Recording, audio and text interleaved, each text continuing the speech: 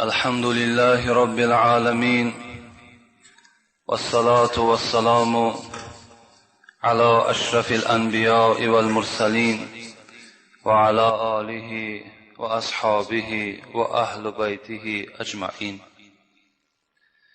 بعداً السلام عليكم ورحمة الله وبركاته. اولا همه شما پدران، برادرانی که در این خانه خدا حضور دارین، همه شما را خوش آمدید میگویم و یک جایه به شما دعا میکنیم که پروردگار به حرمت فذکرونی اذکرکم، مرا یاد کنید. خدای ما و شما میگوید من هم شما را یاد میکنم.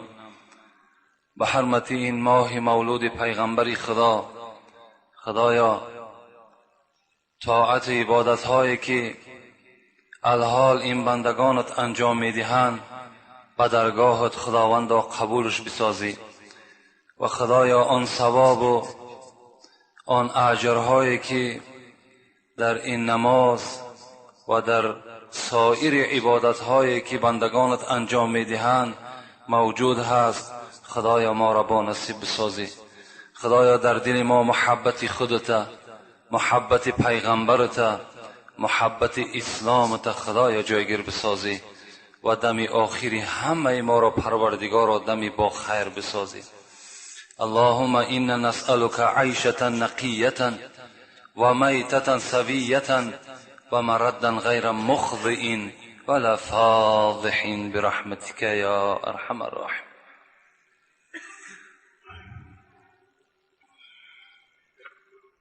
قضایی که جمعه های پیشین داشتیم، اینها در باب اثبات عذاب قبر و سوال و جواب هایی که به ما ارسال شده بود جوابگردانی کردیم و جمعه پیشین با شما وعده کرده بودیم که در باب دوست داشتن پیغمبر خدا کمی با شما صحبت میکنیم. مادامی که این ماه مولود پیغمبر خداست، خوب میشد، البته فرصت بر ما میشد که تا که از تاریخ اول ولادت پیغمبر با شما حکایه ها میکردیم، لیکن خدا خواسته باشد در بین هر یک موضوع هایی که میگذرانیم کمی یادآوری از سرگذشت حیات این پیغمبرمان ما و شما آگاه میشویم. مولودی که روز شنبه این مسجد ما گذرانید،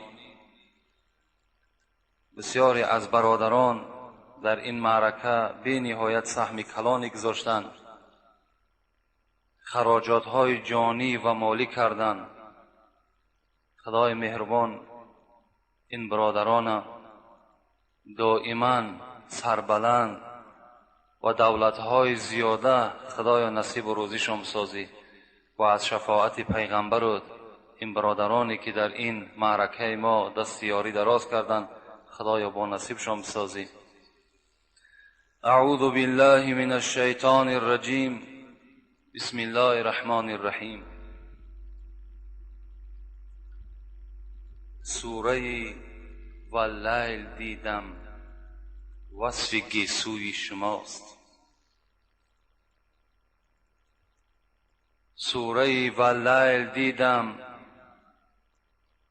وصف گیسوی شماست و الضحی خواندم سراسر نسخه روی شماست. پایه پایه تا به سوی قاب قوسین آمدم، پایه پایه تا به سوی قاب قوسین آمدم، چون نظر کردم صفات طاق ابروی شماست. دیدم بسیار در تفسیر ما زاغ البصر، دیدم بسیار در تفسیر ما زاغ البصر، شرح مستی چشم شورانگیزی جادوی شماست. حرف حرف سوره یوسف فرو خواندم شب، حرف حرف سوره یوسف فرو خواندم شب، ذره از آفتابی حسن دلجوی شماست. بانگ تبتم فادخلوها خالدین اندر جنان، بانگ تبتم فادخلوها خالدین اندر جنان، چون به گوش جان شنیدم از سر کوی شماست. آن روایت ها که میگویند از خلقی عظیم، آن روایت ها که میگویند از خلقی عظیم، دفتر اخلاق خواندم سر به سر فعل شماست. اللهم صل علی محمد و علی آل محمد. حضرت میگوید هر یک اعضای پیغمبری خدا، هر یک اندام پیغمبری خدا که آیتها به زیبایی اینها گواهی میدهند، وقتی که میخواندم هر یک اعضای او را، هر یک زیبایی رخساره او را، گیسوی او را، اخلاق او را در قرآن دریافت میکردم. حتی حضرت چی گفتند؟ آن روایت ها که میگویند از خلقی عظیم، دفتر اخلاق خواندم سر به سر فعل شماست. وقتی من دفتر اخلاق کشادم، وقتی من کتاب اخلاق کشادم، اخلاق حمیده را خواستم که بفهمم، همون اخلاق حمیده را ای پیغمبری خدا در سیرتی تو، در رفتار تو یافتم. زیرا که ما و شما وقتی قرآن میخوانیم به سوره قلم میرسیم که در پاره 29 از قرآن است، خدا چی میگه؟ اعوذ بالله من الشیطان الرجیم، نون والقلم و ما یسطرون ما انت بنعمت ربک بمجنون و این لک لاجرا غیر ممنون و اینک لعلی خلق عظیم فستبصروا و یبصرون بأیکم المفتون ان ربک اعلم بمن ضل عن سبیلی و هو اعلم بالمهتدین. صدق الله العظیم. چی میگه خدا؟ قسم بر نون، قسم بر قلمی که می نویسد. مفسران میگویند نون این دوات است، دوات گفته رنگ میگن. قسم بر آن قلمی که رنگ گرفته شد و او نویساند. چی را نویساند؟ از اول پیدایش دنیا تا آخر دنیا را خدا امرش کرد قلم بنویس. کتابت کرد، خدا گفتش ساکت شو، ساکت شد. ما انت بنعمت ربک بمجنون. وقتی مشرکان عرب که پیغمبر خدا را دیوانه گفتند، وقتی پیغمبر که گفت من پیغمبر خدا هستم، شما را به سوی یگانگی خدا میخوانم، چیش گفتن؟ گفتن این دیوانه هست. بعضی مشرکان چی گفتن؟ نه، گفتن دیوانه نیست، با گمراه ماننده است. بعضی ها گفتن نه گمراه است و نه دیوانه است، بلکه این شیطان است. خدا برای حبیبش دلتیی کردن چی گفت؟ ما انت بنعمت ربک بمجنون.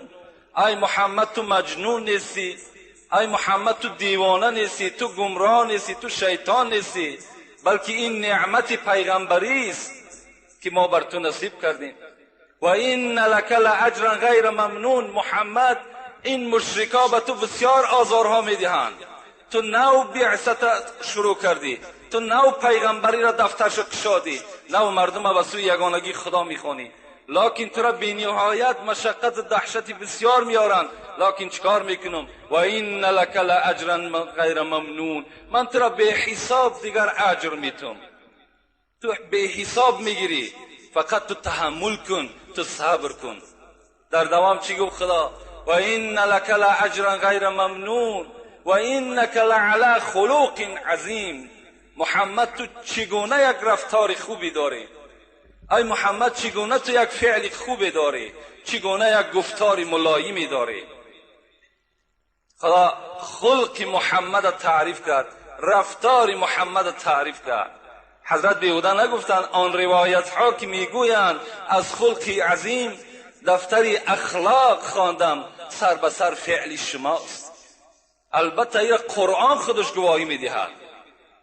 عایشه صدیقه که هم بستر پیغمبر خدا بود، در تفسیرها همه تفسیرها بیانش میکنن. در تفسیر همین آیت وقتی پرسیدنش خدا محمد وصف میکند که بی‌نهایت فعل خوب داری، آیا چگونه بود فعل محمد؟ عایشه چی گفت؟ کان خلقه القرآن. گفت فعل محمد قرآن است. گفت از قرآن دیدی فعل شد، ملایمی و فضیلت قرآن میدانین، این گفت رفتار محمد است. حضرت خود میگوید ان الله بعثنی لاتمم مکارم الاخلاق. خدا مرا برای چی فرستاد؟ تا که من اخلاق مکارم مکرمه، یعنی عالی ترین مکارم اخلاق به مردم بفهمانم که اخلاق چی هست. ادبنی ربی فاحسن تأدیبی. پروردگار مرا ادب داد. گفت محمد چی نیکو ادب داشتم. ببین وقتی رسول اکرم فعلش که خوب بود، رفتارش که خوب بود، حسن خلق داشت، ما و شما باید پیروی رسول اکرم باشیم. باید ما و شما فعل خوب داشته باشیم، گفتار خوب داشته باشیم، رفتار خوب داشته باشیم. حتی رسول الله چی میگه؟ اکمل المؤمنین ایمانا احسنهم خلقا. کدام شما ای امتی من ایمانش کدام شما مکمل است؟ ایمان همون انسانی که فعل خوب دارد، رفتار خوب دارد، گفتار خوب دارد، از دست یو کسی آزار نمییابد، از زبان یو کسی آزار نمییابد. ما شیء اثقل فی المیزان یوم القیامت من حسن الخلق. پیغمبر گفتند در روز قیامت در ترازویی که اعمالهای ما و شما را وزن میکنند، از فعل خوب در دیگر دیده وزنین تر چیز نیست. حسن خلق به نهایت وزنین است. وقتی هر باری که وزنین شد او با فایده انسان حل می شود، وقتی اگر ثواب باشد. برای همین از پیغمبر ما و شما میگه این المؤمن لا یدرک بحسن الخلق درجة الصائم والقائم. کسی که اگر در دنیا رفتار خوب دارد، بچه خوب است، مرد خوب است، گفتار خوب دارد، او همچنانی هست که مثل که آدم شب تا روز نماز میخواند، روز تا بگه روزه دارد، چه مقدار ثواب دارد؟ حسن خلق برابر همون است. شما هم رفتارتون خوب کنید، با برادرها گفتار خوب کنید، زیرا پیشوای شما فعل خوب داشت، پیشوای شما بهترین اخلاق صاحب بود. با زنهاتون معامله خوب کنید، با پدرها و مادرهاتون با زبان خوش گپ زنید، زیرا که پیغمبر شما همچنان رفتار داشت. فستبصروا و یبصرون بأیکم المفتون. خدا چی گفت؟ محمد گفت غمگین نشو، زود است که میبینی و میبینن که کی هست دیوانه. زود است که روز قیامت میآید، این مشرکانی که تو را پیوسته آزار میدهند میبینن که دیوانه کی هست، گمراه کی هست، شیطان کی هست. پس تبصروا و یبصرون بأیکم المفتون. مفتون اوجا میبینن کی هست. ان ربک اعلم بمن ضل عن سبیلی و هو اعلم بالمهتدین. محمد خدای تو میداند که کی از راه گمراه شده است، کی شیطان است، کی دیوانه است و کی در راه راست است. خدای تو اینو میداند. خیلی خوبی پیغمبری خدا. حرف حرف سوره یوسف فرو خواندم شبه، حرف حرف سوره یوسف فرو خواندم شبه، ذره از آفتاب حسن دلجوی شماست. یوسف، حضرت یوسف در بین تمام پیغمبرها بهترین حسن داشت. از حسن او زنهای مصر مفتون شدند، دستهای خود در قرآن میگه با کارچه بریدند، درک نیفتند. چهره زیبای یوسف دیدند. رسول اکرم گفت شب معراج وقتی که من حضرت یوسف زیارت کردم، نصف حسن دنیا در چهره یوسف دیدم، اینقدر زیبا بودند. لیکن جابر چی میگه؟ همنشین پیغمبر خدا چی میگه؟ كنت جلست مع رسول الله صلى الله عليه وسلم ليلا وكان قمر بدر. شب میگه در پهلوی پیغمبر خدا نشستم. حضرت جابر میگوید ماهتاب میگه همون شب 15مش بود. آسمان بی نهایت روشن بود. ماهتاب دیده از آسمان در روشنتر بود. نظرت الى وجه رسول الله صلی الله علیه وسلم مرتا و الى القمر مرتا. حضرت جابر میگوید یک بار چهره پیغمبر نگاه میکردم، یک بار دیگر چهره ماهتاب روشن نگاه میکردم. قسم به خدا که چهره محمد میگه از ماهتاب دیده روشنتر بود. محمد زیبا بود. حسن محمد از حسن یوسف گذشته بود. رسول اکرم چنان روشنی بودند حتی حدیثهای صحیح پیغمبر روایت میکند که در خانه داخل میشدن روشنی خانه را فرا میگرفت. میگه بوی خوشش تمام کوچه ها را میگه بسته میکرد.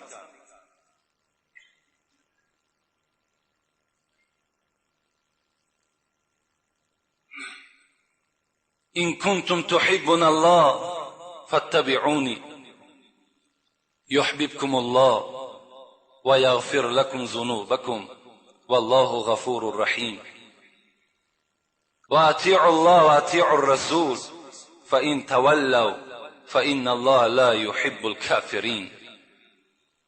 خداوند در قرآن میفرماید وقتی که نزد حضرت رسول اکرم گروهی نصارا آمدند، مردمی که حضرت عیسی را پرستش میکنند، وقتی آمدند بر رسول اکرم گفتند که ای پیغمبر تو میدانی که برای چی ما عیسی را بچه خدا میگیم؟ میدانی؟ گفت برای چی میگین حالان که خدا خود منزه است؟ خداوند فرزند ندارد، خداوند یکه و یگانه است. گفت برای آنی که ما خدا را دوست می‌داریم، برای دوست داشتن آنی که ما خدا را دوست می‌داریم عیسی را بچه خدا میگیم. در زمان میگه آیت فرامد چی بود؟ این کنتم تحبون الله فاتبعونی یحببکم الله و یغفر لکم ذنوبکم والله غفور رحیم. جبرائیل امین آیت فراورد گفت محمد بر این گروه نصارا بگو که خداوند میگوید اگر شما دعوا دارین که خدا را دوست می‌دارم، اگر دعوای شما حقانی باشد پیروی محمد شوین، پیروی محمد شوین. خدای شما یحببکم الله، خدا شما را دوست می‌دارد و یغفر لکم ذنوبکم، به سبب دوست داشتنتان باز گناههای شما را خدا مغفرت می‌سازد. والله غفور رحیم، خدای شما بی نهایت غفور و رحیم است. شما پیروی محمد چین. اطیع الله اطیع الرسول، خدا را وقتی شما میخواهید که اطاعت کنین اطاعت محمد را بکنین. فإن تولوا، اگر شما نخواهید که بر محمد پیرو شوین، فإن الله لا يحب الكافرین، یقین بدانین همه شما کافر هستین، خدا کافر را دوست نمی‌دارد. این گروه نصارا را همچنان خداوند جواب گردانید. کجا است همون پیروای عیسی که امروز نظر به همین آیت های کریمه کنند؟ کجا است همون پیروای عیسی جاهلی که امروز به سوره صف نظر کنند که خود عیسی چی میگه؟ اذ قال عیسی یا بنی اسرائیل اینی رسول الله الیکم مصدقا لما بین یدی من التورات و مبشرا بالرسول یأتی من بعدی اسمه احمد فلما جاءهم بالبینات قالوا هذا سحر مبین. صدق الله العظیم. خدا چی میگوید؟ میگوید ای محمد همین عیسی که 530 سال یا 540 سال پیش از تو گذشتگی هست، همین عیسی در بین همین بنی اسرائیل برآمد کرد، گفت ای بنی اسرائیل من بر کتابی که در پیش دارم این از موسی بود، من بر این باوری داشتم. امروز انجیل عیسی، انجیل من آمد، شما چنگ زننده بر انجیل من باشید. لکن فراموش نکنین که بعد من پیغمبری می آید که خاتم النبیین است. پیغمبری بر همون انسان ختم می شود. اسمه احمد، نامی او احمد است. شما بر همون انسان چکار کنین؟ پیرو شین. پیغمبر ما و شما در آسمان به نام احمد مشهور است، در روی زمین به نام محمد مشهور است. عیسی پیروان خودش دلالت به چی میکند؟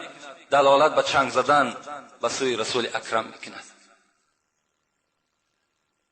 در دیگر جای قرآن خداوند چی میگوید؟ النبی اولی بالمؤمنین من انفسهم و ازواجه امهاتهم. پیغمبر بر شما از نفسهاتان دیده باید محبوب تر باشد و زنهای پیغمبر مادرای شما هستند. وقتی که جنگ تبوک میگد آغاز شد، رسول اکرم اعلان کرد که همه مردم مسلمان بیرون شوید و در این جنگ تبوک همراه من اشتراک میکنید. این صحابه ها چی گفتن؟ گفتن پیغمبر خدا، از پدر و مادر میپرسیم، آمده در کشونهای لشکری تو همراه میشویم و بازدید آن کسانی که دینی تو را و قرآنی تو را تحقیر میکنن مبارزه میبریم. آیت آمد النبی اولی بالمؤمنین من انفسهم و ازواج امهاتهم. محمد بر این امتات خبر بده که تو را باید از پدر و مادر دیده دوست بدارن. پدر و مادر کجا میپرسن؟ از تو بپرسن. از نفسها و از جانهاشون دیده تو را دوست بدارن و خبردارشون کن که زنهای تو مادرهای اینها هستند. البته به البته رسول اکرم حدیث صحیحش است لا یؤمن احدکم حتی اکون احب الیه من والدی و ولدی و الناس اجمعین. ایمان شما کامل نیست ای امت من تا زمانی که شما مرا از پدر و مادرتان، از فرزندهای جگرگوشتان و از تمام مردم و از مال و انجام و پول و خانه که دارین و از جانهایی که در وجود دارین، از این دیده مرا دوست ندارین، ایمان شما کامل نیست. در اصل خدا ما و شما را منت میکند که ای بندگان، ای تخم انسان، پیش از آنی که محمد بر زمین نیامده بود و این کانوا من قبل لفی ضلال مبین، شما گمراه بودین. شما نمیدانستین انسان چی هست، شما نمیدانستین خدا چی هست، شما انسان اخلاق نمیدانستین چی بود. روز رسول اکرم آمد دنیا منور شد. روز رسول اکرم آمد انسان قدر و قیمتش پیدا شد. همه طفیل پیغمبر خدا شد. ما و شما را خداوند منت میکنه. حضرت عمر میگه در معرکه بودن، گفتن یا رسول الله انت احب الی من کل شیء الا نفسی. پیغمبر خدا، من تو را از پدر و مادرم دیده، از فرزندهام دیده، از خانم دیده، از مال انجام، از تمام یار رفیقم دیده، تو را دوست میدارم، لکن بغیر جانم، جان خودم دوست میدارم. رسول الله گفتن لا یا عمر، تا اگر از جانت هم دیده مرا دوست نداری ایمان تو کامل نیست. عمر حضرت چیکار کردن؟ حضرت میگه در تفکر رفتن، گفتن من همان عمری نبودم که شمشیر در دستم بود، میخواستم سر محمد ببرم. این امروز قدر من، این قیمت من در بین تمام مسلمان ها پیدا شد، طفیل محمد بود آخر. و ایلا من کی بودم؟ و ایلا من کی بودم که رسول اکرم از من دعا طلب میکند؟ من از کی؟ من از صحاب رسول اکرم به این درجات رسیدم. و ایلا منم سگ از سگای دوزخ بودم. اگر همراه ابو جهل، همراه ابو لهب از دنیا میگذشتم، مثل اونا دوزخی بودم. من این شرافت و درجاتی که رسول اکرم گفت قصر عمر در جنت دیدم، من را طفیل رسول الله یافتم.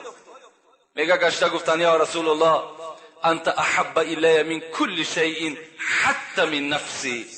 پیغمبر خدا، از پدرم دیده، از مادرم دیده، از فرزندهام دیده، حتی از جانم دیده، من تو را دوست میدارم. رسول الله چی گفت؟ یا عمر الان تمت سعادتک، الان ایمان تو کامل شد، نیکبختی نصیب تو شد ای عمر. صحابه ها پیغمبر خدا را به نهایت دوست می داشتند. یک صحابه بود به نام مصعب ابن عمیر، جوان بود. رسول اکرم میگد وقتی که من با همراهی مصعب در مدینه منوره بودیم، پدر و مادر مصعب بسیار به دولت بودند لکن ایمان نداشتند. این مصعب میگد پنهانی از پدر مادرش ایمان آورده بود. وقتی که رسول الله میگد در کوچه ها سیر میکرد، مصعب بهترین لباس هایی که 200 درهم بود در تنه همین مصعب بود. بای بچه بود. میگد پنهانی آمد، میگه بر من ایمان آورد. وقتی میگه ما احوالمان که تنگ شد، دیگر آزار و مشقت این مشرکان که زیاد شد، به حبشستان میگه سفر کردیم. و این مصعب میگه پنهانی از پدر مادرش از خانه بیرون شد و پیما شد، به حبشستان میگه آمد. من به شما محبت صحابه ها را گپ میزنم. وقتی میگه بر حبشستان آمدیم، بی نهایت احوالمان بد بود، خوردنی نداشتیم، آب زیادتی نداشتیم، همه با یک چینک معینی بود. میگه این رسول اکرم میگه من در زیر یک درخت نشسته بودم، به ناگاه با پیش میگه همین مصعب گذشت، همان مصعبی که میگه 200 درهم کرته میپوشید. نگاه کردم که در این مدتی که همراه من است، یک گیله میکونه در پشتش پرتافتگی بود. حضرت میگه چندین جای گیله میگه دریدگی بود. نگاه میکردم که به حضور نمایان بود که حضرت یا شکمش گرسنه بود میگه یا حلقش تشنه بود. میگه از پیش من گذشت. دیگر میگه من طاقت نکردم، ایمانداری مصعب را که دیدم میگه دیگر گریان شدم. رسول اکرم میگوید وقتی میگه اندک روز از بین گذشت، به ناگاه اعلان جنگ شد که فردا یک قبیله با شما اعلان جنگ دارد. رسول الله همه صحابه ها را میگه خبر کردم. فردا میگه به میدان جنگ وقتی که در آمدیم، بیرق میگه مصعب گرفت. این بیرق برداشتن البته کار خیلی یک آدمی به غیرت در کار است که بیرق بردارد. بیرق برداری این نشانش همین است که یعنی دل مسلمان ها را باز قوت زیادتر میکند، روحیه مسلمان را به قوت میکند.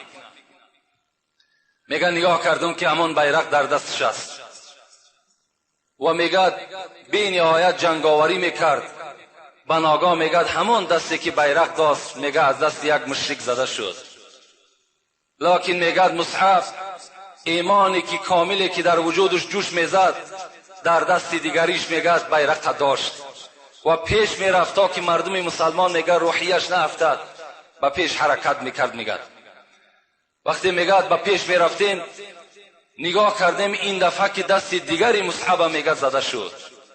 لکن مصعب خدا رحمت مغفرتش کند، ایمان کامل که بود، اسلام اساسی که در وجودش جوش میزد، حضرت میگه همین دستهای چلاقی که داشت میگه پر از خون در پیش بر میگه همون بیرق داشتگی بود و به پیش میگه با یک صدای پست آواز میداد به پیش میرفتن. به ناگاه میگه رسول الله میگه دیگر جای نبود که من پشتیبانی مصعب کنم، زیرا که همه احاطه ما مشرکا بود. به نام میگه خنجر میگه در شکم همین مصعب زده شد که میگه بیرق از دست مصعب میگه به زمین زد. من فرمان دادم که یک صحابه بیرق بردارین تا که روحیه مسلمانان شکسته نشود. میگه بیرق در دست دیگر صحابه زد، میگه بالا برداشتن. وقتی میگه بود چی جنگ گشته آمدیم، همان شالچه همان گلیمی که در پشتش پرتافتگی بود خواستیم از همون کفنش کنیم.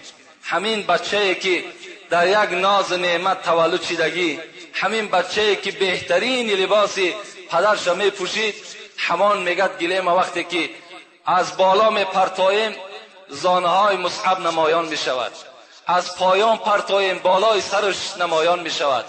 صحابه گفتن یا رسول الله را چگونه کفن کنیم؟ رسول الله میگه فرمان دادم بالای سرش پوشانیم و پایان پاش یک توده خار میگه آوردیم محکم کردیم و همت میگه در گور جاش کردیم. صحابه را محبت شوید. حضرت خباب خدا رحمت و مغفرتش کند، وقتی که میگه اسیر افتاد در دست مشرکا، چنان خواب میکرد بیگاه که میشد بر شکم میگرداندن، در جای همون سوختگی به دره میزدن. حتی میگد همون آهنای داشتن گرم کردگی در پشت همین خباب میگذاشت. رسول الله گذر میکرد، قدرتی نداشت. رسول الله گذر میکرد میگو خباب صبر کن، باغی از باغهای جنت صاحبی تو میشود. حضرت میگه دائم همین تا خبردارش میکرد، لیکن هزار شکر که خباب از دست مشرکان میگه کشته نشد. وقتی حضرت عمر میگه دوره های خلافتون بود، خباب پرسان کردم ای خباب تو چگونه عذاب ها دیدی؟ حضرت میگه کرته را بدر کردن، گفتن بر همین دو شانه من نظر کن خود عذاب معین میشود. حضرت عمر میگه نگاه کردیم در پشت خباب هیچ گوشت دیده نمیشد، همه سوختگی بود، همه سوزاندگی و همه کندگی بود. لیکن حضرت در محاربه ها اشتراک میکرد، برای نه خانه داشت، نه پول داشت، نه مال داشت، فقط برای چی؟ برای حمایه قرآن، برای حمایه پیروی پیغمبر خدا، برای حمایه اسلام چکار میکرد؟ جان فدایی میکرد. امروز همان اسلامی که به مشقت آمده است در دست ما و شماست. ای انسانی که تو را خدا زده است به انصاف شده، تو نخواه که به یک پارچه نان، نخواه که به یک نیم کیلو روغن همین یهود تو همین دین خود تغییر بدی. عیب نیست، انصاف نیست. عمر اندک است برادر عزتمند، عمر اندک است، 50 سال 60 سال چنان گذری میکنه تو نمیفهمی، تو به خدای خود رو پرو میشه. این دین عند الله الاسلام، دینی که اون نجات دارد این اسلام است. همه دینها در برابر اسلام منسوخ شدن، بیکار شدن، اینا دیگر هیچ اهمیت هم ندارن. کسی چنگ زننده بغیر اسلام است، خدا بر او چی میگه؟ میگوید که لن یقبل منه و هو فی الاخرة من الخاسرین. یقین بدان کسی که پیرو محمد نیست، کسی که چنگ زننده اسلام نیست، او کس در آخرت زیانکار است و اون کس در نزد خدا جوابگر است. حضرت بلال رضی الله عنه حبشی بودند. بلال از پیروی شد سرمه چشم، مولوی میگد سرمه چشم پیغمبر خدا از چی حساب شد؟ از حساب پیروی پیغمبر شد. حبشی بودند. وقتی آمدن رسول اکرم دیدن شیفته شدند، یقین دانستند که از این گونه چهره، از این گونه زبان دروغ نمیبراید. پیروی محمد شدند. مادامی که غلام بودن، سردارش شکار کرد، سردارش درکدار شد که بلال ایمان آورده است. بردن همون جایی که مصعب عذاب میکردند، در همان زمین خواباندند. این ابو جهل لعنتی در بالای میگه شکم همین بلال یک خرسنگ بی نهایت کلانی را گذاشت که دیگر حضرت میگه حرکت کردن نمیتونست. لبه ها همه کفیدگی، بیابان تسبان. وقتی با پیش میگذشتند، آیا از دین بابات پیروی میکنی یا دین محمد را؟ بلال چی میگفت؟ احد احد احد، خدا یکه را پیرو استم، خدا یکه را پیرو استم، خدا یگانه را پیرو میشم. عذاب میدادند. ابو جهل میگوید مانده میشیدم. تاریخ میگوید ابو جهل از زدن بلال، امیه ابن خلف از زدن بلال مانده میشدند، لکن بلال نمیگشت. ابو بکر صدیق میگه با پیشش گذر کردم، نگاه کردم به نهایت حالش بد است. گفتم ابو جهل چند سو میفروشی بلال را؟ میگد گفت 100 تنگه. بلال میگه 100 تنگه برآورده در دستش دادم. بلال خلاص کردم آوردم نزد رسول اکرم. میگد ابو جهل در تمام شهر آوازه کرد که اگر ابوبکر 1 تنگه میداد من میدادمش در عوضی که مرا 100 تنگه داده است. ابوبکر صدیق اگر تو میدانستی منزلت بلال، اگر تو میدانستی که قدر بلال، تو میدانستی این توحیدی که در وجود بلال است، تو اگر 1 تنگه نه 1000 تنگه میگفتی من میخریدمش. وقتی آوردوش درون وجود بیرون سیاه بود، لکن درون آینه واری سفید بود، همه وجود ایمان بود. رسول اکرم دید که بی نهایت ایماندار است. حضرت اذان در دست بلال داد، دائما اذان میداد. وقتی رسول اکرم میگه در مدینه منوره از دنیا گذشتن، بلال دیگر طاقت نکرد، دیگر طاقت نکرد، ترک کرد، بر همون حبشستان خودش رفت. میگه 1 سال از بین گذشت که پیغمبر خدا را در خواب دید. میگه پیغمبر گفتش بلال این چیز ظلم است که در حق ما کردی، بار زیارت نمیای. بلال میگه در خواب گفتمش رسول اکرم من دیگر در مدینه دور دادن نمیتونم، هر وقتایی که قبر مبارک تو را میبینم دیگر من طاقت مدینه را زندگی کردن نداشتم. میگه مادامی که خواب دید حضرت میگه گشته آمدم به مدینه. وقتی میگه مدینه در آمدم، امام حسن که میگه خیلی کلانسال شده بودن، مرا گفتن که مثل همون دوره پیغمبری خدا نمیبرای ای بلال 1 بار دیگر اذان بتی.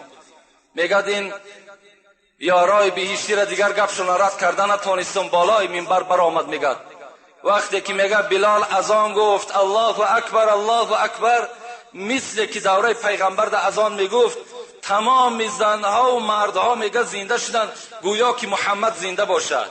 همه میگه از خانه ها بیرون شدن.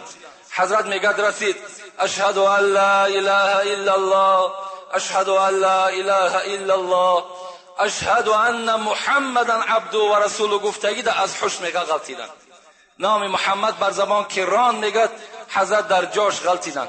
وقتی میگه به 1 میدان کشادی آوردنش، حضرت علاکه میگه چنان محبت جوش میزد، میگفتن اولاد اجدادش میگفت که وا مصیبتا، امروز بلال از بین ما میرود. بلال باشد چی میگو غدا القا محمدا و صحبه، چی خوشی است که فردا محمد با همراهی صحابه هاش زیارت میکنم، چی خوب است که من فردا در جنت با این یارایی که داشتم با اینا ملاقات میکنم. با همین شیرینی محبت پیغمبری خدا تلخی جان حضرت میگه دیگر هیچ حس نکردن. بین محبت صحابه ها را بین، محبت صحابه دیگر به نام هلال بود. شاید شنیده باشین، من با شما پیوسته این محبت صحابه ها را میگم، بعدا محبت خودتانه با محبت صحابه مقایسه کنید. رسول اکرم میگه ما جمع 1 جایه میگه در مسجد نشسته بودیم، اطراف من میگه پر از صحابه ها بود. به ناگاه میگه گفتم ای یاران من، ای همنشینان من، الحال از دروازه مسجد کسی داخل می شود که جنت مشتاق اوست. صحابه در حیرت ماندند که آدمی جنتی را در دنیا چهرهش بینیم کی باشد. همه میگه خیستن نزد دروازه را سپار شدند. لیکن رسول اکرم گفت ای صحابه ها، گفت دوستان خدا را شناخته نمی شود. آن کسی که الحال وارد مسجد می شود که مشتاق جنت مشتاق اوست، شما او را نمی شناسید. صحابه میگه گشته آمدن در اطراف پیغمبر مثل پروانه نشستند. به ناگاه میگه 1 مرد در آمد، قد دراز داشت و سیاه‌پوست بود. این بلال نبود، این هلال بود. به نزدیک رسول اکرم آمد، با پیغمبر خدا میگه سلام کرد، در پیش پیغمبر خدا نشست. رسول الله میگه وقتی من نظر به چهره هلال کردم، چشمهاش میگه در قعر سرش رفته بود از گشنگی. میگه گفتم هلال اگر اجازت باشد طعام برای تو مهیا کنم تا که افطار کنیم. میگه هلال گفت پیغمبر خدا من نظر کردم که اگر با پیغمبر خدا ملاقاتی شوم 3 روز روزه میگیرم. امروز که خدا مرا نصیب دیدار تو کرده است، من 3 روز روزه میگیرم. رسول الله میگه گشته گو هلال وقتی که بعد 3 روز روزه تا میشکای در حق محمد دعا کن. هلال میگه گشته گفتن یا رسول الله شما نجات یابنده هم در دنیا و هم در آخرت هستین. شما آفتاب هم دنیا و هم آخرت هستین. شما دعای هلال ده هیچ احتیاج هم ندارید. چگونه ای که عمر میگوید من وقتی که مکه مکرمه میگد فتح شد، اسلام وقتی غلبه کرد در مکه مکرمه، من اراده کردم که رفته یک عمره کنم در خانه کعبه. پیغمبر خدا میگه به جانب من گشت گفت عمر اشرکنا بشیء من دعائک ولا تنسنا. عمر وقتی تو عمره میکنی و عمره را بود میکنی، یعنی حج بود میکنی، محمد را فراموش نکن، در دعات مرا وابسته بکن، در حق من دعا کن. عمر میگه وقتی این سخن من زبان رسول اکرم شنیدم، برای من دیگر دنیا و آنچه که در دنیا بود مثل این کلمه مرا خشنود نکرد که محمد از عمر دعا طلب میکند. هلالم همچنان از پیغمبر خدا گفتن شما احتیاجی دعا ندارین ای پیغمبر خدا، لکن خدا داناست که آیا این 3 روز دیگر من حیا دارم یا ندارم. میگه از نزد رسول اکرم بیرون شدند. از بین میگه چند روز، شاید 1 روز، شاید 2 روز گذشت که حضرت جبرائیل میگه پایان شد. گو یا رسول الله هلال از دنیا گذشت، هلال از دنیا گذشت. خداوند بر تو امر میکند که تکفین و تجهیز هلال خود به دست خود بکن. رسول الله میگه گشته گفتم جبرائیل چرا تو شتابان هستی؟ چرا سراسیمه هستی؟ گفت خداوند بر من امر کرد که رسول اکرم بر فوت هلال خبر بده و بعدا رفته سری بلال بالای زانوی خود بگذار، زیرا در جای وفات کرده است که بالای سری و پر از پشه است، من مگسرانی میکنم. حضرت رسول اکرم میگه حیرت دماندم و پرسیدن که یا جبرائیل هلال در کجا از دنیا گذشت؟ گفت در خانه مغیره، غلام مغیره است، در خانه مغیره از دنیا گذشته است. رسول الله میگه به جانب صحابه گشت و گفت ای اهل اصحاب، همان جوانی که داخل مسجد شده بود و ما گفتیم که جنت مشتاق اوست، امروز جنت به این آرزوی خود نائل شد، هلال از دنیا گذشت. خدای من بر من امر میکند که تکفین و تجهیز او را و غسل او را به دست خود کن. یک جای خانه مغیره میریم. صحابه میگه یک جای خیستیم،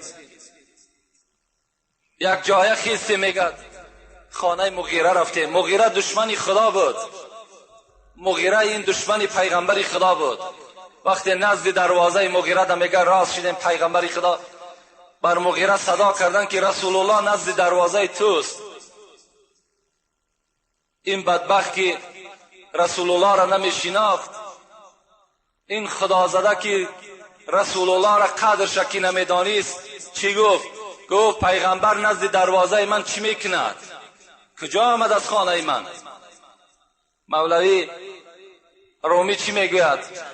رسول را استونی حنانه بشناخت، ابو جهل آدمی و دشمنی ساخت. رسول الله وقتی میگه در بالا یک کنده خرما به مردم موعظه میکرد، برای پیغمبر وقتی یک منبری نو میگه تیار کردن، رسول الله از بالای کنده خرما فر آمدن، بالای منبر بر آمدن. صحابه ها میگن در داخل مسجد گویا که یک گوده گریه میکرد، نالیش در مسجد بلند شد. پرسان که پیغمبر خدا این نالیش از کجاست؟ گفت همین کنده خرما بحر من گریه دارد که من امروز او را ترک کردم، بالای منبری نو بر آمدم.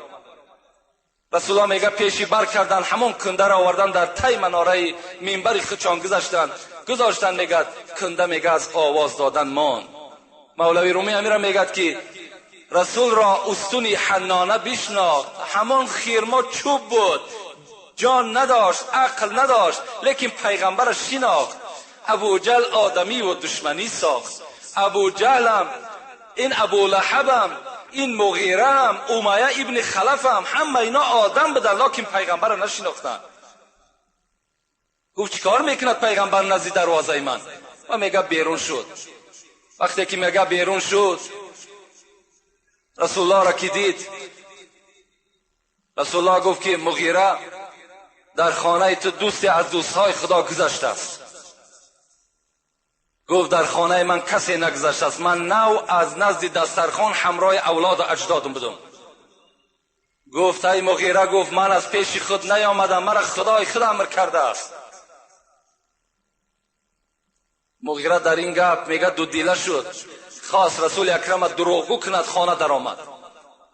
وقتی میگه بیرون شد نگاه کرد همه خانه ده همه سلامت است، اون فرزندای بدبخت مشرکش همه زنده است. خواست که پیغمبر دروغگو کند. در حالت میگه غلام دوید آمد گفت ای مولا، گفت ای مغیره، گفت هلال از دنیا گذشته است. میگه مغیره گفت محمد گفت عجیب گپی میزنی، از خاندان تو کسی گذشته است، از خاندان من کسی نگذشته است. یک غلامی بود وای گذشت و یک عاقل روبی من بود وای گذشت. رسول الله گفت اگر تو میدانستی که هلال کی هست، اگر تو میدانستی که هلال در کدام زینه است، هیچگاه این سخنها را نسبت ما نمیگفتی. رسول الله میگه وقتی که من داخل همون جایی که شتران اسفان همین بدبخت بستگی بود، وقتی وارد شدم میگه نگاه کردم جبرائیل یمین میگه سری مبارک هلال بالای زانو گذاشته است و پشه هایی که بالای هلال میشیشت همه اونا را از بالای سر هلال دور میکرد. نگاه کردم پای مبارکش در بالای سرگینای شتر و سری مبارک در نزد تی پای همون شتران نگه هم تفتیدگی جان به حق تسلیم کردگی است. عمر میگه گفتن یا رسول الله من خود میشویم، من خود کفن میکنم. محمد گفت هلال غریب بود، هلال یتیم بود، هلال بیکس بود، محمدم یتیم است، محمدم غریب است. غریب را غریب میشود. حضرت میگه دست به شستن زدن، حضرت بلال کفن کردن. وقتی میگه من حضرت عمر میگه همراه رسول الله که وقتی به قبر بردیمش، در قبر میگه وقتی که هلال داخل کردیم که حضرت در دنیا روزدار بودن، میگه دهن لحد بسته شد، رسول اکرم تبسم کردند. صحابه میگه پرسیدن یا رسول الله این قبرستان که موضع تعزیت است، موضع جای گریه هست، این خنده بهر چیست؟ رسول الله گفت وقتی که هلال گذاشته شد، دو حور از بهشت در دست یک طعام جنت، در دست یک شراب از حوض کوثر نزد میگه بلال حاضر شدند. یکی میگفت بلال گرسنه آمده است طعام جنت میخورد، یکی میگفت که هلال از دنیا تشنه آمده است این آب می نوشد. یک حور دیگر آمده است میگه به جانب من اشاره میکرد ای محمد هلال در نکاح من بدرار. میگه هلال به جانب من تبسم کرد و گفت لا اريد الا هو، نه طعام میخوام نه شراب میخوام نه حور در نکاح خود میدارم، تا جمال الهی را نبینم من به هیچ کدامی راضی نیستم. محبت بین، تا جمال خدا را من نگاه نکنم بر من نه زن لازم است نه شراب لازم است نه طعام لازم است. با این گونه از دنیا گذشتن. دشمنی را بینید. ابو لهب وقتی که در سوره شعرا آیت 214 ای را تحلیل شد وقتی نگاه کردیم، خداوند امر کرده بود است و انذر عشیرتک اقربین. محمد اولاد اجداد از خدا بترسان. تمام آن کسی که عمکی توست، تقای توست، خاله و عمه توست، همگی را از عذاب خدا بترسان. رسول الله میگه بالای کوی صفا برآمدم و گفتم ای بنی عهدی، ای بنی فهد، ای بنی هاشم. میگه وقتی از بالای صفا در مردم عرب میگه در حالت صدا میدادن که اگر یگان خطر می آمد یک کس از بالا میبرامد اعلان میکرد. تمام مردم میگه وقتی صدای محمد شنیدن همه دوام به پیش رفتن. میگه رسول الله از بالای کوه به خویش تبارش گفت که در این مجلس ابو لهب هم اشتراک داشت. گفت امروز آیتی از جانب خدا آمد، گفت که خویش و قومیتت را از عذاب من بترسان. میگد ابولهب از بین خیست و چی گفت؟ گفت تبا لک علی هذا الیوم جمعتنا. ای محمد تو هلاک شوی، همین روزی دراز برای همین سخن مرا جمع کردی، برای همین سخنی که ما را به سوی خدای خود دعوت میکنی برای همین دعوت کردی. بعضی مفسران میگد سنگ هم برداشت، سنگ هم برداشت، میگه به جناب رسول اکرم حواله داد. رسول الله وقتی از این معرکه ناخشنود شدند، غمگین شدند، زیرا که اگرچه اولادها همش انکار کردند لکن مثل ابولهب مشقت و دشنام ندادند. وقتی میگد رسول الله دویم بار دعوت کرد، ابولهب گفت آیا وقتی من دینی تو را قبول کنم از دینی تو چی فایده هست؟ رسول الله گفتند که وقتی تو اگر دینی مرا قبول میکنی تو و سایر مردم در حق برابر هستین.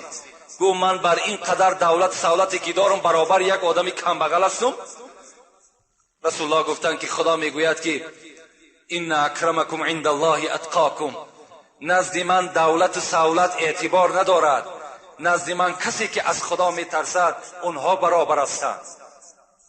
میگد ابولهب گفت هلاک شوی با همراه این دینت که من برابری مردم کم بغل برابر باشم.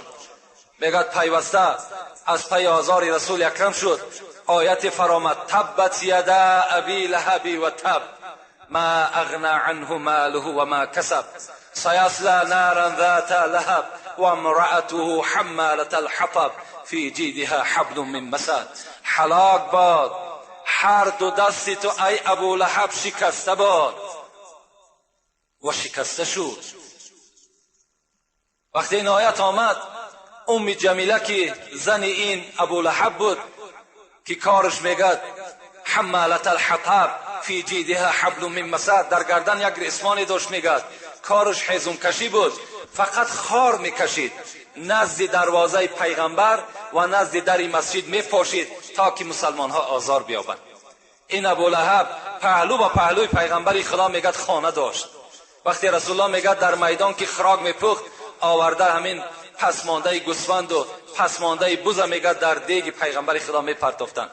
رسول الله میبرامدن غمگین میشدند. آیا میگو حق همسایگی همین است؟ دیگر حضرت هیچ سخنی نمیگفتند مگر که یک اخلاق حمیده خوبی داشتند. این ابولهب میگه 3 فرزند داشت، یکی عتبه، یکی معتب، یکی عتیبه. این عتبه و این عتیبهش باز دامادای پیغمبر بود. اینا پیش از پیغمبری شدنش 2 دخترش رقیه و ام گلثوم در دست این 2 فرزند ابولهب بود. وقتی این آیت که آمد ابولهب غمگین شد. ابولهب در مثال یک غمگین، یک بگیم دهشت در وجودش پیدا شد که رسول الله مرا مسخره میکند، باز از خدای خود چیزی برای من آورده است. میگه در حال عتبه و عتیبه را فرمان داد که دخترهای پیغمبر را طلاق کنید. اگر شما دخترهای پیغمبر را طلاق نمیکنید پدری من بر شما حرام است. این عتبه و معتبش بعد فتح مکه باز ایمانی به پیغمبر آوردن، لکن عتیبهش به زمانی که دختر پیغمبر که رقیهش در دستش بود طلاق داد، باز چیکار کرد؟ گفت پدر گفت من رفته گفت پیغمبر خدا را اذیت میتم. پدرش اجازت داد، مرحمت گفت رفته اذیت شده. آمد میگه در پیش پیغمبر دختر پیغمبر را طلاق داد و گفت که ای محمد، گفت من آیت اذا نجم الهوا الذي اذا تدلى را انکار میکنم. این آیت چی است؟ پیغمبر خدا میگه ستاره ها، خداوند قسم خورده است به ستاره هایی که در آسمان است. بعضی مفسران میگه برای چی خداوند به ستاره ها قسم خورد؟ میگه برای که عدد ستاره نامعین است، دوم اینکه به نهایت حرکت کلان دارند و هر یک ستاره آسمان چندین برابر از زمین کلان است. برای به قدرت خودش خداوند قسم خورد. الذی اذا تدلی پیغمبر خدا گفته بود که به نزد من جبرائیل میفراید، بر من وحی میارد. این عتیبه گفت که من با آن ستاره هایی که خدای تو قسم میخورد و با این جبرائیلی که تو میگوی من این کار میکنم، اینا را باور نمیکنم. باز بازم این چیکار کرد؟ میگد دهنش میگد پر از خطوف کرد و با پیغمبر خدا حواله کرد. توف به نام پیغمبر پرتاف. صاحب قرطبی میگد هزارها شکر که میگد این توف بدبخت در چهره پیغمبر خدا نافتید. لیکن پیغمبر خدا چی گفت؟ دست برداشت گفت اللهم سلط علیه کلبا من کلابک. خدایا گفت این بدبخت، این روسیا را به سگ از سگهای خودت گفت مبتلاش بساز. ابولهب همراه 3 فرزندش دائم که تجارت میکرد به شهر سوریه میرفت. هر 3 فرزنداش قطعی میگد رهسپار شد، به شهر شام رسیدند. در یک دهه میگه قرار گرفتند. مردم اون دهه آمد گفت در اینجا شیرها بسیار است، آدمها را شکار میکنند، خوب میشد که از اینجا دورتر میرفتیم. ابولهب گفت من فرزند خدمت در بین شترها میخوابانم و عسکر در اطرافش میمانم، هیچ کس بر این زیان و زلال داده نمیتواند. لیکن وقتی که خدا خواسته باشد، وقتی که قدرت خداوندی که بالای کسی نرفته باشد، اگر در داخل قصر باشد که به منزله سوزن سوراخی نداشته باشد، حکم خدا اونجا داخل می شود. میگه در بین خوابید همان سگی که از سگهای خدا را پیغمبر دعا کرده بود، شیر از شیرها میگه پیدا شد و میگه با بالای شترها میگه قدم میزد، شتر میگه از جاش نمی جنبید. آمد میگه بو میکشید، هر عسکر بو میکشید. به ناگاه میگه به راس عتیبه رسید. بر زمان میگه از گلوی این بدبخت میگه داشت و میگه پاره پارش کرد. سحر میخیزند این بدبخت در چه حالت میبینند؟ در حالتی که دعای پیغمبر خدا در حق این ناکس تأثیر کرده بود. دشمنی هم جزای خودش میگیرد. راه بد مرو که بد افتی، چاه در راه مکن که خود افتی. البته هر کسی که برای اسلام، برای قدر پیغمبرش، برای قدر یک عالم پس کردن میخواهد، انشاءالله البته ما به خود یک خدای داریم، یک خدای داریم که قصاص همه ما را از ظالمای ما میگیرد. هر کی با شمع خدا سازد پفو، کسی میخواهد که این شمع، این قرآن، این نور اسلام خاموش کند. رومی چی میگد؟ هر کی با شمع خدا سازد پفو، شمع کی میرد بسوزد پوزی او. این شمع نمیمیرد دیگر، این روشنی قرآن باز روشن میشود، این نمیمیرد مگر پف کننده را زبان و دهانش میسوزد. چراغ احمدی را حق بیافروخت، کسی پف کرد ریشی خیش را سوخت.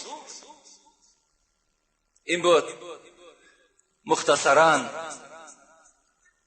از حیات محبت صحابه پیغمبر با پیغمبر خدا و از حیات دشمنهای پیغمبر خدا که مناسبت پیغمبر چی دشمنی ها کردند و چی جزاها دیدند. البته ما و شما شنیدیم. کاری کنیم که ما و شما امت نوگی زبانی نشیم. کاری کنیم که هر یک زمان ایمان ما عوض نکنیم. بر سر بنده مومن مصیبت ها و مشکلات ها هر زیلش بسیار می آید. ما و شما صبر کننده باشیم.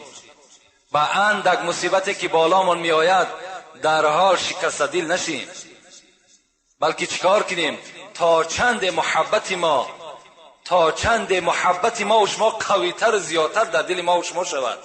زیرا رسول الله خود گفتند مصیبت اول به سینه پیغمبرها، بعد بر عالمها، بعد بر اولیاها، بعد به جمیع مردم آمده میرسد. رسول الله را وقتی میگد ایمان می آوردن چی میگفتند؟ میگفتند مادامی بر من ایمان آوردی دروازه فقر برای تو گشاده می شود.